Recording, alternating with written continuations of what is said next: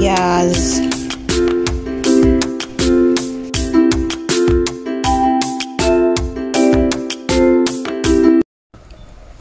Guys, naglawoy ko amo ang gisubakan ning tilapia o gulay kay sige ramig karne mantikaon. So dire na punta sa sabaw-sabaw pang paduga. Ako gipabukalan diri mga lamas sudan ganinang buntag ako ang sahog sa akong lawoy. Hulat na lang ko nga mo humok ni ang karlan. Bago pa na ko ni pabukalan. Timplahan sa din ako ni daan butangan akong asin. Sunod na to ang bitsin, magsunod yun ang asin ang bitsin, di yun na sila pwede mabuwag. So mura na itong sikreto na ingredients pang palasa, asin o bitsin. Takuban sa na to kaya panalat ang karlan. Ukba na to kaya itong ilunod ang sayote. Yan. Takloban na to. Ikot-gotong 700 kape. Banha kayo ni siya. Oh, sige na, bali pa dyan ang shoot. Naawag kay ribbon sa lubot. Sige, delete ko na tanan. Sige.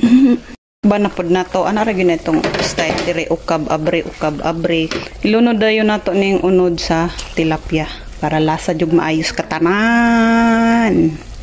So dali ra gyud kay magluto og lawoy guys. Labi na ang subak isda lang.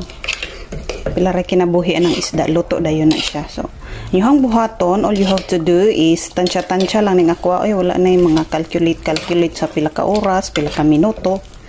Tansyaran ninyo kung malata na ang karlan, malata na ang sayuti. It depends upon sa inyo ang mga gulay nga gipanglunod. O, di na isunod-sunod. Pinakauna kung unsa tong pinakagahi nga gulay, mo to inyong iuna. Hangtod, sunod-sunod na, hangtod sa pinakalas ng dali lang malata. So, sama sa imong baap, charis lang. Takloban na to. Ilunod na to ang ato ang gulay nga talong nga ng lagom o cauliflower. Ayun sa ni siya. Tama lagi, cauliflower o talong ato ng ilunod. Wow. Muna akong lawoy guys. Social akong lawoy nun ay cauliflower.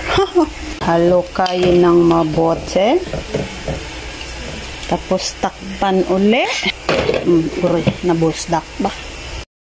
Ayan, open na naman natin. Atong ilunod ang sibuyas dahon o kamunggay. Tak na. Nata. Mayroon nagkinabuhi ang kamunggay. Luto na ni guys. So, Father dear, andyan na. So, kailangan na natin kumain guys. Oh.